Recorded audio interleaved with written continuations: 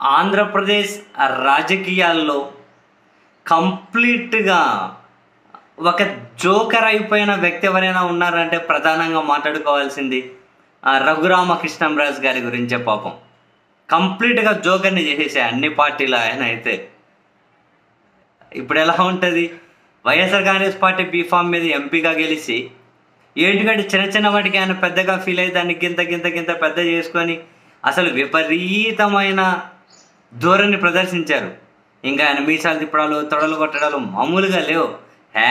నేను వీరుణ్ణి శూరుణ్ణి, నా పేరులోనే రాసి ఉంది, నేను ఏ పార్టీ అనుకుంటే ఆ పార్టీ నాకు టికెట్ ఇస్తుంది అని చెప్పి పాపం భ్రమల్లో విహరించేశారు. తీరా సమయం వచ్చేసరికి బా బా బా బా బా ఏది టికెట్ ఏది సార్ రాజుగారు, టికెట్ ఏది సార్, టికెట్ లేదు ఏం లేదు, అటు నుంచి వస్తుంది.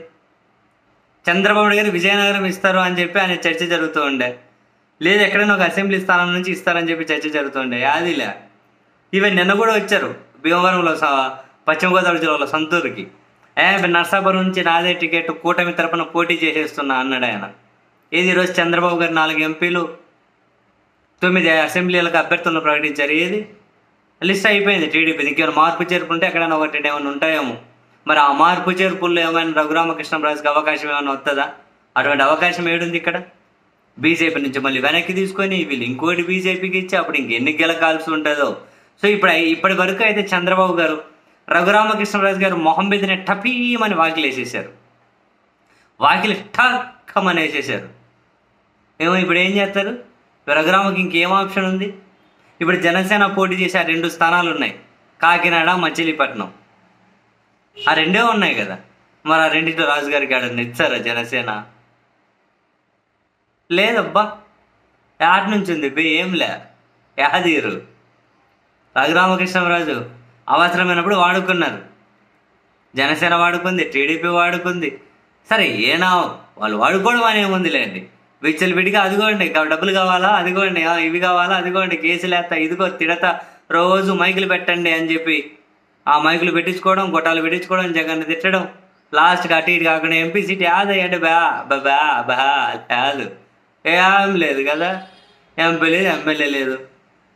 నాకు ఎంపీ సీట్ ఇప్పించలేనాడు పోలవరం ఏం కడతావురా అన్నారు చంద్రబాబుని. అది బాయ్. ఇప్పుడు ఇంకేం చేయాలి? రఘురామకృష్ణంరాజు అభిమానులు చూడాలి. అభిమానులు అంటే ఆయన దగ్గర ఇంత డబ్బులు తీసుకొని పాపం ఆయన మీద అభిమానం చూపించేవాళ్ళు. ఇంకా అభిమానులు అంటే దేని నుంచి వస్తారు? అందులో ఆ తెలుగుదేశం పార్టీ జనసేన వాళ్ళే కదా. మరి ఇంకా అభిమానులు చూడాలి. వాళ్ళు రెంటెడ్ ఫ్యాన్స్. ఎవరు? Rented fans. ఈ రఘురామకృష్ణరాజుకి టికెట్ ఇవ్వకపోతే గెలవ కూటమి ఎందుకని ఒకటే లొల్లి పెట్టారు.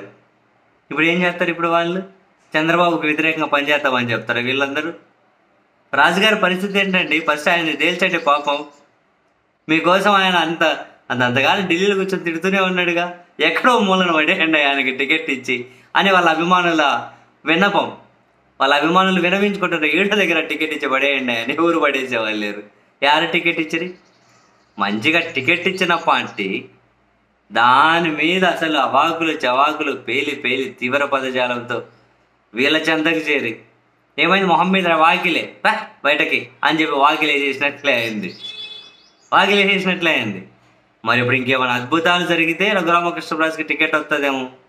లేకుంటే ఇంకా నెక్స్ట్ ఇంకా మొన్ననే బ్లాక్మెయిల్ దిగుతా అన్నారు. మరి ఇంకా నెక్స్ట్ ఈ రోజు నుంచి రఘురామకృష్ణరాజు బ్లాక్మెయిల్ దిగాలి. ఢిల్లీలో ఏమైంది, చంద్రబాబు అరెస్ట్ అయినప్పుడు బెయిల్ వచ్చే ముందు ఓవరాల్గా అదేంది ఇదేంది ఈ అన్ని విషయాలు చెబుతా నాకు టికెట్ ఇప్పకుంటే అని చెప్పి రాజుగారు చంద్రబాబు గారిని కనుక బెదిరించడం స్టార్ట్ చేస్తే ఫుల్గా మరి ఏమైనా అవకాశం ఉంటుందేమో. ట్రై చేయండి రాజుగారు. అటువంటి ఏమైనా ఉంటే మీకు తెలిసింటే. ఏదో మేము మంచి కోరి చెబుతున్నాను అబ్బా మీరు ఎంపీగా ఉండాలని. మొత్తానికైతే రాజుగారిని చూస్తే నిజంగా అరే ఒక ఎగ్జాంపుల్ అయ్యా రాజుగారు. మీరు ఆంధ్రప్రదేశ్ రాజకీయాల్లో ఒక ఎగ్జాంపుల్ అయ్యా. ఒక రాజకీయ నాయకుడు ఎట్లా ఉండకూడదు అనడానికి, సీరియస్లీ ఎట్లా ఉండకూడదు అనడానికి ద బెస్ట్ ఎగ్జాంపుల్ అంతే.